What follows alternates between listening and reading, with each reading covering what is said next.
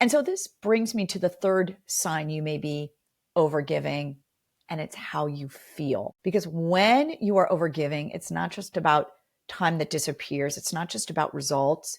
It's about your own energy, confidence. I mean, what starts to happen is you just feel so drained, frustrated, even resentful.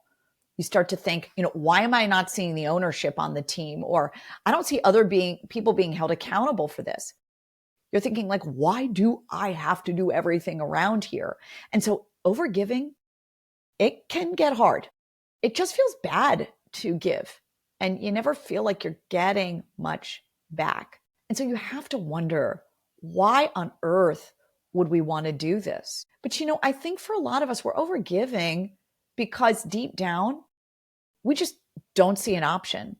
We think we have no choice, that it's the only way to win. I mean, we just don't trust that we can get results any other way. And so we keep pulling these same levers of overgiving. It's like overgive or nothing. I mean, this kind of belief can really keep us stuck. And the hardest thing that I see about being an overgiver is that overgivers are undergetters. And so, for example, maybe you're a senior leader and you are working late, you're working weekends, you're over preparing, you're always over delivering. And yes, you are producing excellent work.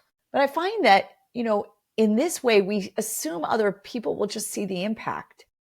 I've had clients say, you know what? I don't need the recognition.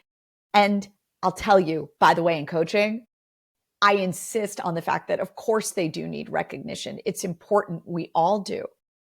But for leaders like this, it's almost like they're training the organization not to recognize them. And I have found that when the time comes sometimes for succession or talking about roles, they're not as visible as their peers. I've seen examples of undergetting with leaders who accept really difficult, even brutal work assignments. I mean, these are like the toughest assignments, where it's all about taking on something with maybe just an absolutely impossible timeline. You're not getting the resources. Maybe a process is really broken. And what happens is these leaders may not be advocating hard enough for what they need. They're not asking enough for what's required to make this project work or for what's missing. I see them too often just kind of muscle through it. And over time, they get very resentful, frustrated, and honestly, they can start to really burn out. I've seen examples of undergetting with coaches and consultants, service providers. I'm talking to you out there who maybe you are really over delivering value. Lots of materials, decks, coaching sessions, support, but maybe you are just not renegotiating scope or pricing, and so you're losing margin. And you know what's ironic? Your value actually starts to decrease in the eyes of others too.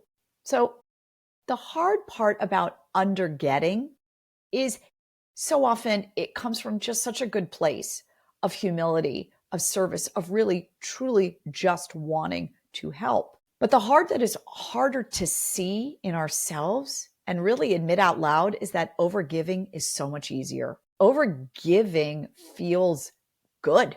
I mean, it makes you feel like you're doing your job as a leader.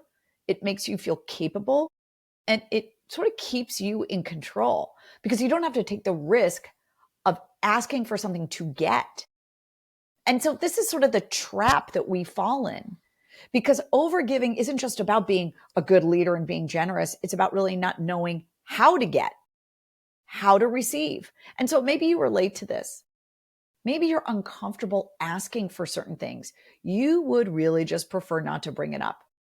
You would rather stay in the giver's seat where you're giving, you're doing great work, you're feeling competent, you're feeling in control. Meanwhile, you are quietly hoping that others will notice this and that they will give back to you. And they may think highly of you. They may respect and value you. But in my experience, just getting doesn't always happen because, in work, and really we know this is true in life too, if you only give, but you really don't also ask, you don't get back.